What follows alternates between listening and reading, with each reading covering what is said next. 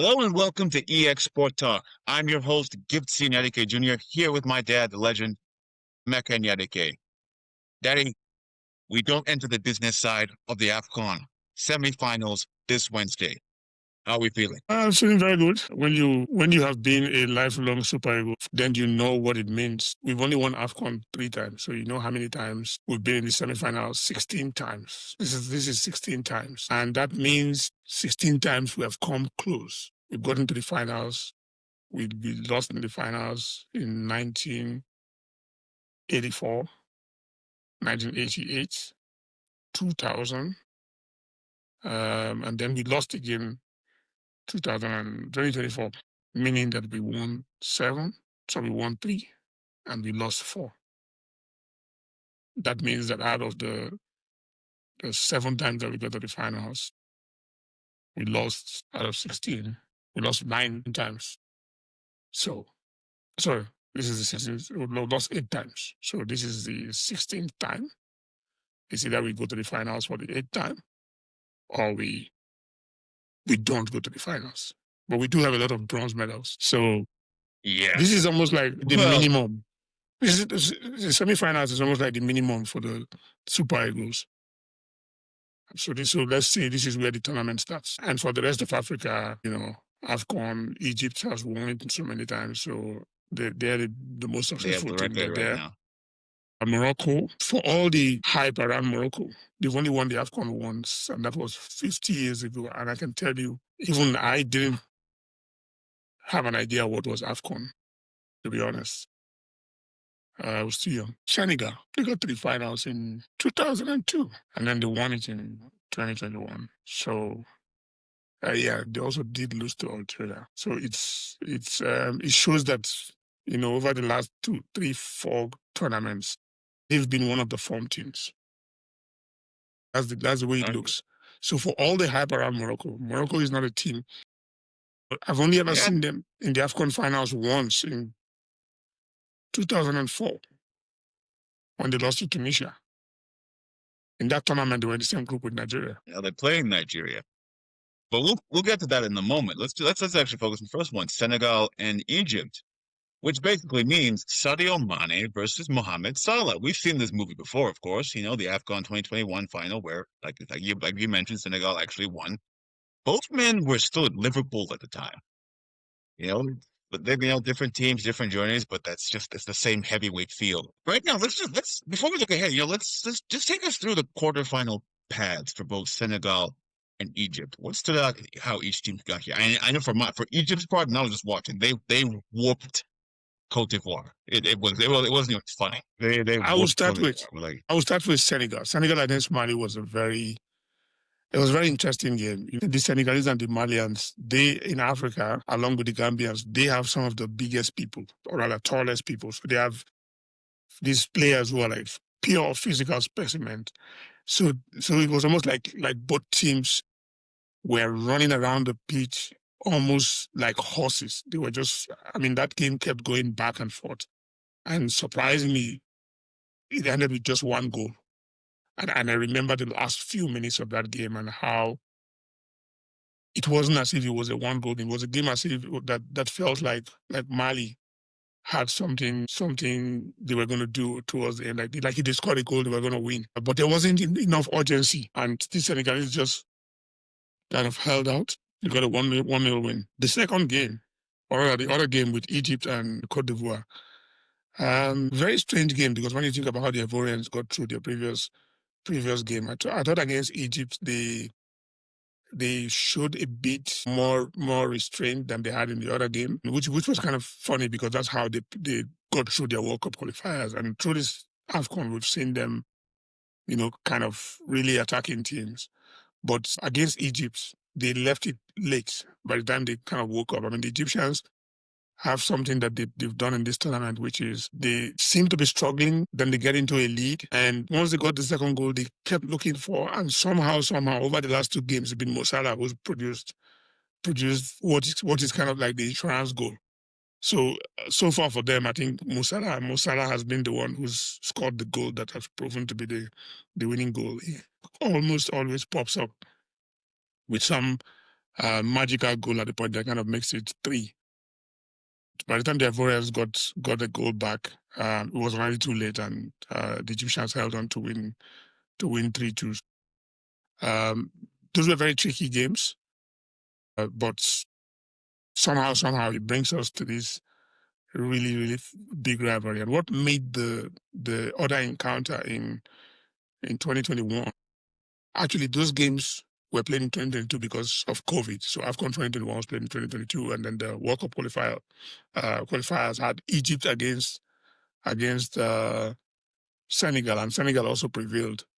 And I remember that felt like bad blood between Mo Salah and Sadio Mane, because even though they were teammates, the rivalry between them became really bad because they kept putting them against each other in the Africa qualifiers or Africa tournaments. And just that year, Senegal got the better of Mo Salah, and it felt like he wasn't good enough. But this time around, he has a lot to prove. Yeah, let's actually zero in on Salah again, real quick, actually. So, he came into this tournament. There were a lot of questions about his form and his age. We've always spoken about his recent issues before coming to AFCON, with Coach Slot, with Liverpool being benched for like three plus games, and Liverpool also suffering on their end as well.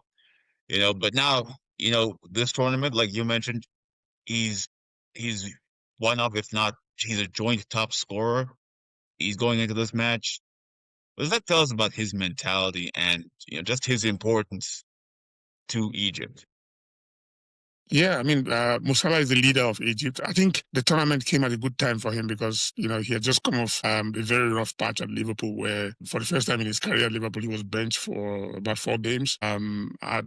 At some point, I think it was the game against Leeds was like the 3rd game in a row where he had been benched. The 2nd game against Sunderland, he had come on in the second half, and then the 3rd game he wasn't brought on, and then he went on that rant media where he talked about Liverpool throwing him under the bus, and there's so many things, and then that created a whole storm.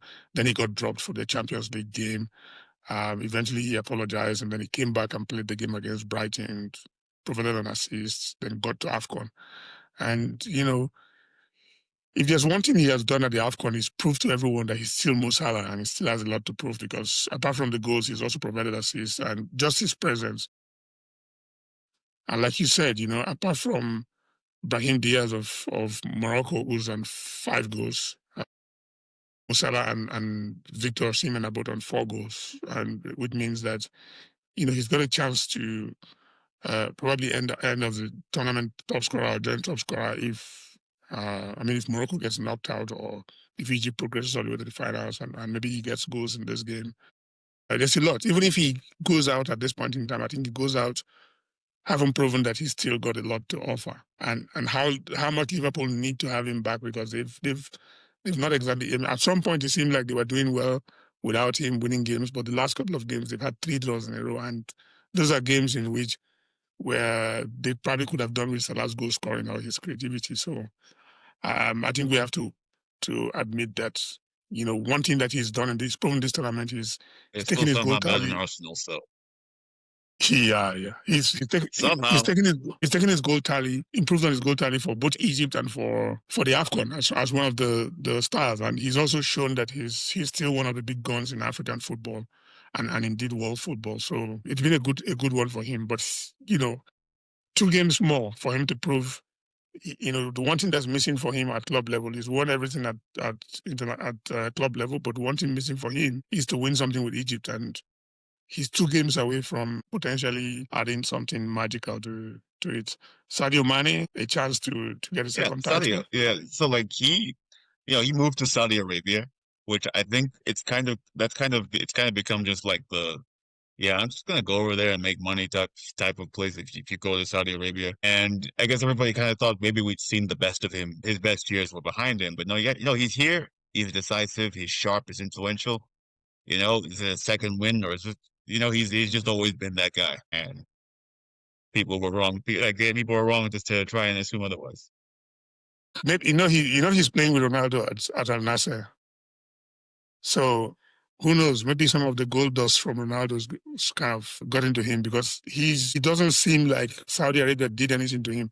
And I think it's a big misconception. A lot of people think that Saudi is a place for retirement. If you look at the quality of players that you have there, and then people forget that it's Saudi players all playing in Saudi who beat Argentina in Qatar before Argentina became world champion. So it says a lot about the quality that they have and the fact that all of these international players are born in Saudi. Sadio, along with his teammates, the goalkeeper and the captain, they all still play there. So it's amazing just how he's kind of found his rhythm once again just by going, because he went to Bayern and yeah, he had his moments there, but somehow it seems like Saudi has been a much better ground for him. Plus, he's earning a lot more money, and we all know Sadio Mane has a lot of charity work, so he's got more money to do his work. Maybe that's why he's a lot more relaxed and enjoying his game. And I see him like someone who can still play for Senegal for another 4 years. Maybe just playing the next World Cup, and it's 4 years to the World Cup in Africa and Morocco. So we might see him back in Morocco in 2030. You never know. You never know. But now I'm going to put you on the spot once again. Who takes it? Senegal, Egypt. This is a very tough game to call, and particularly just how strong Senegal has been in this tournament. They've just been like, like playing in gear two. Like you're driving a car, like they're in gear two. I've never seen them in any of the game really, really stressed. Even with all that Mali put them through, they were kind of relaxed. And once they got the goal, they defended it. And so this is a game that's going to stretch them. Omar Mamouche for Egypt got on the score sheet quite early.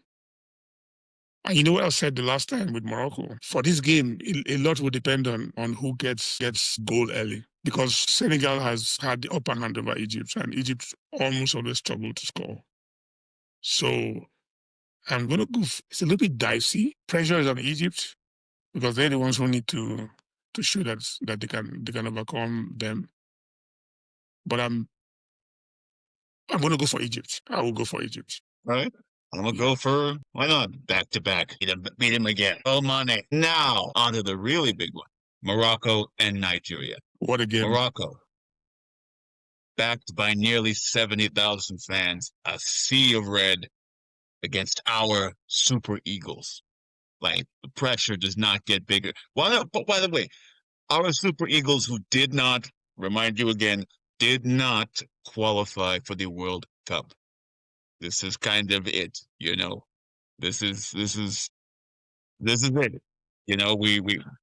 And right now Nigeria, they're about to be playing in one of the most hostile environments imaginable.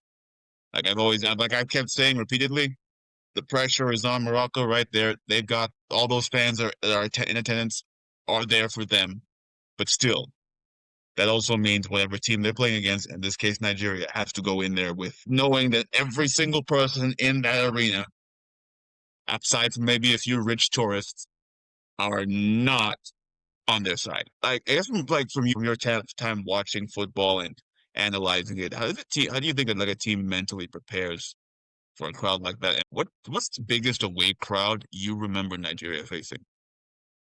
Or the most hot, or the most? So look, Nigeria's faced a lot of hostile crowds. We played. I think I remember in 1993, after Mandela was out of jail already, and so South Africa was readmitted into football. So it was the first time that the world get to see a really big game. They'd had a couple of games, but they were against neighboring countries and all that. So Nigeria versus South Africa. Nigeria beating them in 92, 4-0 in Lagos. The World Cup qualifiers. They were in the same group. And now the away leg was at the FMP Stadium, the old FMP Stadium before it was knocked down. So FMP Stadium has got about 90,000 fans. And that was the first time that we saw South African fans in that number. It was crazy. It was a lot of fans in that stadium, and it was noisy. Bafana, who seemed like they had been so beaten in the first game, this time around they played so well. And don't forget the altitude as well was a problem for Nigeria. This was the greatest Nigerian team ever, the 94 squad, on their way to qualifying for the first World Cup. That game ended 0-0, but even the players were sweating, and it was really, really great. And I'm talking now in terms of huge crowd. growing up, there's been a lot of fans. I mean, there have been games, if I remember, in Senegal, even in Ghana, in Accra, a lot of fans. In Egypt, Cairo, a lot of fans. Thinking now, Tunisia, Nigeria against Tunisia at the AFCON. That was also another crazy mad crowd. And yeah, okay, so Nigeria, Tunisia, yes, is one. And then I can tell you, it wasn't an away crowd, it was a neutral crowd.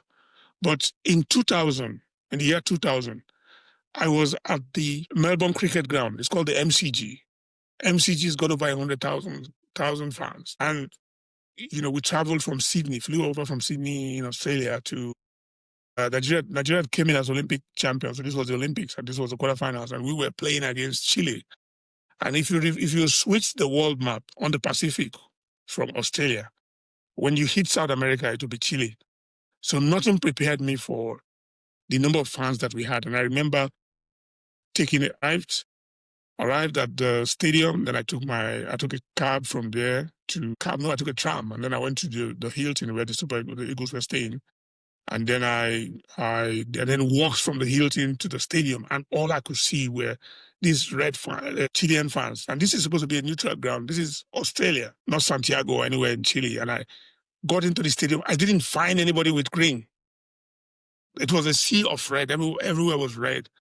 And then, the game hadn't even started. It started raining. And so in the rains, we got beat 4-1. And I remember Chilean fans taking photographs with me because I was wearing a Nigeria rain jacket. And I'll never forget just the noise and how they were singing Viva Chi, Chi Chi Chi, Le Le Le. And they made me sing that afterwards when they were taking photos with me. But I mean, that for me is the one moment. And then, of course, Argentina in Brazil during the World Cup, Nigeria and Brazil.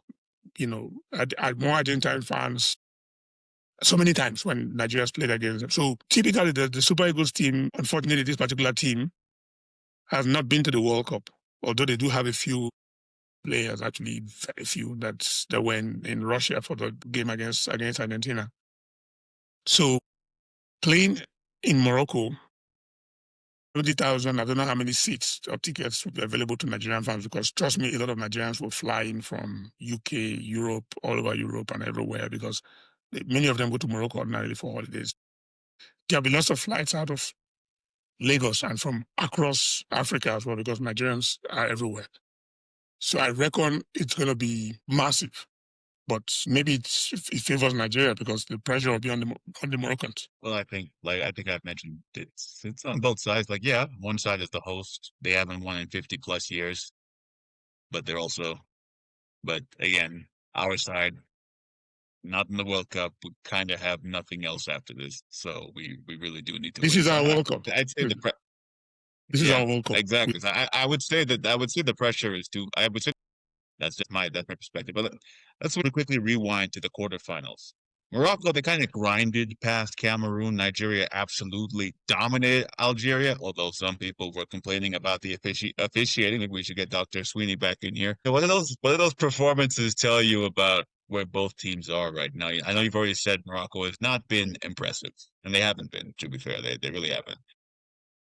But still. I started Morocco. I thought they did well enough to get through the games. There were a few calls by the referee, which I wouldn't say it was kind of favoring to them, but we needed the game to be a lot more neutral. But the Moroccans, deserve to win. They played, they created, they defended very well. But the one thing I can say is that this Moroccan team, unlike the team at the World Cup in Qatar, because I went to every Moroccan game, I was working for FIFA, so I knew I had access to all the games, and I was there. They in the World Cup, they will defend, they will hit, they will score, and then they become very impregnable. In this tournament, they're a lot more attacking, they're a lot more, good enough for them. They had Amrabat back, and in a way, I think that their defense, became a lot more solid. So defensively, they're very good. They've got probably the best goalkeeper in this tournament, and in midfield, they're missing Onahi, but up front, El Kabi is good, and I think that they miss the creativity and ingenuity of a player like ZH. But I reckon Ibrahim Diaz, he scored in every game, so it will be interesting to see if he scores. So that's one thing to look out for. And Nigeria has gone 2 games now without conceding a goal, even though the first couple of games they'll score goals against teams and then they conceded late goals. But the last 2 games they've kept clean sheets. Against Algeria, they blew Algeria out of the park. There's nonsense about officiating. They should have had. They were rough. They had tackles flying all over. They probably should have like 2 players sent off in that game. They got lucky in the first half. They had this chance that was almost a goal. No one is sure if the referee actually had his goal line technology or not, or if he had needed to go to VAR or whatever. But for a long time, it seemed like everybody was convinced. In fact, if Nigeria didn't score more goals, I'm sure Nigerian fans would be talking like the Algerians, saying things like they got a goal disallowed. But the FIFA rule is very clear, or the football rules is the whole of the ball has to be across the whole of the line. And for all the replays that I saw, I don't think the ball totally crossed the line, so I'll give that away. But on the strength of what they've done, typically growing up, Nigeria used to struggle against North African teams, but this is the first time that I've seen a Nigerian team totally dominate both North African teams to play against. They dominated Tunisia, even though Tunisia eventually got late goals. Against Algeria were never at the races. If Nigeria could have won by 5 or 6, AFCON alone could have had a hat-trick. First half was 0-0, was a surprise. Excellent goal by Osimhen. I think Osimhen, I saw a post on Twitter, I think it was on X, on Instagram, where someone put Osimhen high up in the air when he was heading that goal. And he wrote Nigeria Airways or Nigeria Air Force, something like that. Brilliant goal. And then the second goal was comedy. I mean, Iwobi, who for me has been like the best player for Nigeria, he's been behind almost every goal. He's almost like the guy who gives the last pass before the assist. Looped that ball, broke the Moroccan lines, and Osimhen was free with the defender, did his magic. The defender thought he was going to try and tackle him. He broke his stride, turned, and laid it off to Akor, who just kind of walked past Zidane and, practically strolled the ball into the net.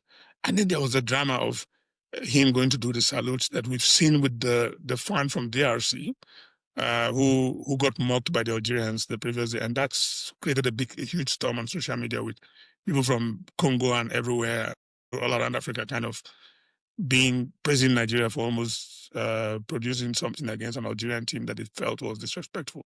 So Nigeria, dominant against these North Africans, I think they're going to go into this game with a lot more confidence. It doesn't matter what the stadium is filled up with Moroccan fans. The Super Falcons did it, so the Super Eagles, I'm sure, will feel like, they're going to be confident. And what gives me the most confidence is just how they've played. They've played like fearless. Almost, I can tell you, go back like 32 years ago when Nigeria went to the World Cup in America. I haven't seen the Super Eagles play with this much conviction and not just that, the drive. People have written like they're the prime Barcelona, and they're like dominant. Algeria couldn't string passes.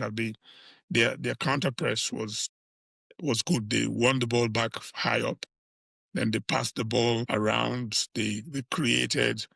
They dominated defensively, and I thought Osai, the right back, was good. Nigeria will miss, I think, Ndidi. He was injured, and I think he also suspended because he got picked up a yellow card. So, but they've shown that they have enough quality on the bench. Enyadike came on in the game against Uganda and got 2 goals. He came on for Ndidi in the last game and steadied the ship. Onyeka seems to tire out, but they have also Fisayo, Dele Bashiru, and up front, the team picks itself right now. We know exactly who will start. Maybe Ndidi is not going to be there, so there'll be Onyedika probably starting in front of him, ahead of him. But Nigeria has a lot of options off the bench. Moses Simon, Paul Onachu, they brought on a couple of defenders in the last few games as well. So I hope Mwabali is good, because he seems to have picked up a lot in the last game. So I'm not too convinced about substitute goalkeepers.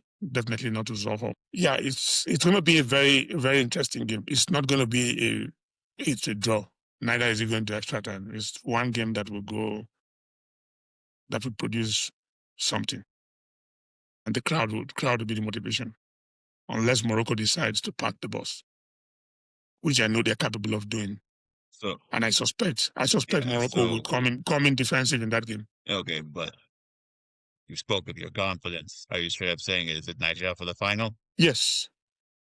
And the reason I say that is the last AFCON, a lot of these team members were there when Nigeria got to the finals against the Ivorians after they had actually beaten Ivory Coast in the first game. To the Ivory Coast, the Ivorians used witchcraft. You're saying? Well, I hope Erichel is not thinking that when he gets into that game. And he has another point to prove. When he was coach of Mali, they lost to the Ivorians also in that tournament. So, but like the old mustard pieces in the mafia movies and stories will tell you, when you go for revenge, you dig two graves, one for your enemy and one for yourself. So it won't be about revenge. Yeah. It will be more about keeping your eyes on the trophy. Goal is to get to the finals, and I think that, I believe strongly that Nigeria will win. Doesn't matter what Morocco decides to play. Morocco plays defensive, even the better. But if they choose to come out, then they'll get beat. I think that the Moroccan spirit. Well. That's what we need to do. Go in there and break all of those people's hearts. They'll break hearts. They'll break hearts. One of them. Bring them and to the Moroccans tears. know. They know already. The Super Falcons gave it to them in the last WAFCON. So they will come prepared. Will not be complacent. They know that they're facing this is a team. Morocco got to the semifinals of the World Cup. That means they were the fourth best team in the world at the last World Cup, and they've qualified. They qualified for the World Cup in style, and in this tournament they won every game. So I think they drew one game against Mali, but they've really shown that they have more players, young players. Their junior team won the world title. Yeah, another team of theirs went and won the FIFA Arab Cup. So they have talent, but so does Nigeria. We've always struggled with his organization and putting all of this stuff. And by the way, Nigerian billionaire Abdul Samad Rabi has offered the Super Eagles $500,000 if they beat Morocco. And he's also promised them $100,000 for each goal that they score. So they scored 14 goals in the last. Imagine if he had promised them at the beginning, that would have been 1.4 million. So let's see if that. This is no disrespect to Morocco, but he also says that if they win in the finals, if they make it through and they get to the finals and they win, he will pay them another $1 million. $1 million, them also $100,000 for every goal that they score. So Morocco has a lot of money and can offer their players enough incentive, but trust me, Nigerian players will convert it to naira and think of all the stuff that they can do. Yeah. Let's just Nigerian players, they do it for the love of the game. They're not getting paid. But anyway, that's all the time we have for today. Thanks, Ted. It's always great to hear from you. AFCON semifinals. Tune in. These games right now, they're worthy. These are right now. Probably any other tournament. Either of these games could have been the final, but they're not. There could only be one final. So, and every single team here has held this trophy before, some more recently than others. Still, these are going to be some incredible games. I cannot wait, and we will come back and we will discuss it when it's over. Who's going to lift the cup? Who's going to make it to the final? Tune in and find out. Thank you for joining this episode of EEXSport Talk. If you enjoyed this conversation, be sure to like, share, subscribe, and also leave a comment too. That's how you share it. That's how you tell YouTube that you're loving this content. I'm Enyadike Jr. That's my father, Emeka Enyadike. We will see you all next time.